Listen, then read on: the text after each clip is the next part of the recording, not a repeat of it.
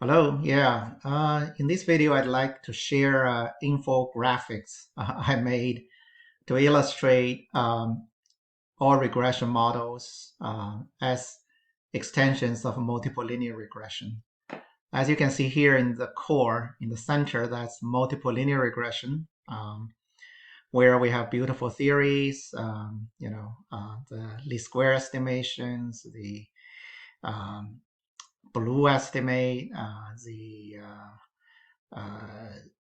Gaussian Markov theorem, all kinds of nice properties we have. We got a lot of tools. We have say, extensive regression diagnostics to examine the model fit and also the uh, influential data points, things like that. But we also know multiple linear regression have many assumptions. So, and my point is, for each assumptions, if it is not valid in the data set we're analyzing, then we have to generalize the multiple linear regression to another more general uh, regression models. So for example, first let's talk about the linearity assumption. We assume in multiple linear regression, the true relationship between y and x or axis is a linear relationship, linear function. Okay. But if that is not true for the data, then we have to go to so-called nonlinear regression. So nonlinear regression is like a huge class of regression models. They can be viewed as extending linear regression to the case where the true relation between y and x are not linear. Okay. And then we have the normality assumption. The data must follow normal distribution. And if the normality assumption is not valid, then we have to have regression model for non-normal distribution data, right? And that's why we have the generalized linear models, GLMs, in which we have the exponential distribution family, which include binary, include counts like Poisson model, and other types of continuous distribution. So this is generalized linear models are extensions of multiple linear regression model when the normality assumption is not valid. Okay.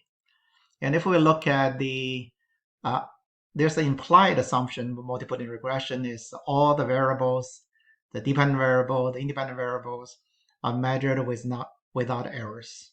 So there's no measurement error. But if that assumption is not true, then we have to go into measurement error model. So there's another big field of measurement error models. Okay. And also an implied assumption is the data is not censored. We don't have any censoring the data. But if in certain situation, for example, time to event analysis, where the data can be censored, then we have to generalize the multiple linear regression to survival analysis, which is very different from other types of regression model because of censoring is a very unique problem of the data.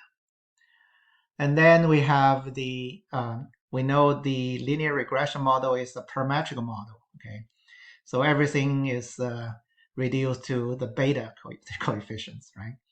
But what if we don't assume any parameters? Then we can go directly to non-parametric regression. So you get to work on like kernels or smooth splines, fit the data. Okay. And also, multiple linear regression is handling like one dependent variable at a time. So we call it a univariate outcome, univariate dependent variable. And if we want to model multiple dependent variables at the same time, then we get into multivariate regression model. And one direct generalization of multiple linear regression is the multivariate general linear models. So this is a very large class of regression models, which actually include the multi-level model like linear mixed model as special cases. Okay. And then there's the independent assumption. We assume the data points in the data are independent of each other. And if that's violated, then we have correlated data, for example, repeated measures over time. Then we have to generalize multiple linear regression to models that can handle correlated data or clustered data. So we know there are GEE models, there's the linear mixed models, etc. Right?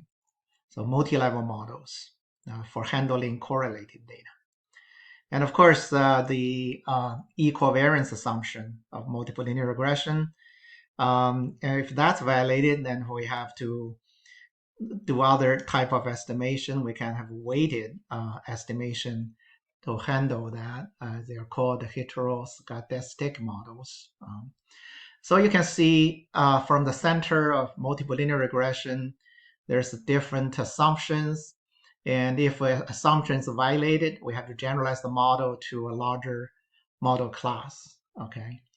And another point is we can have any like combinations of all these violations of assumptions. So we can have combinations of regression models. For example, if we have a binary outcome, so we have to do logistic regression model that's in the generalized linear model category. But then if the dependent variable has measurement error, so we call it misclassification in this case, then you get misclassification model, no, logistic regression model with misclassification, all right? And if you have, say, non-normal data, but also correlated data, then you have generalized linear mixed models, which is kind of combination of a generalized linear model and linear mixed facts model.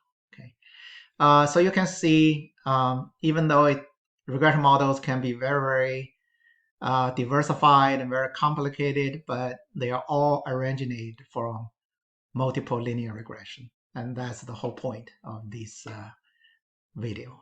Thank you.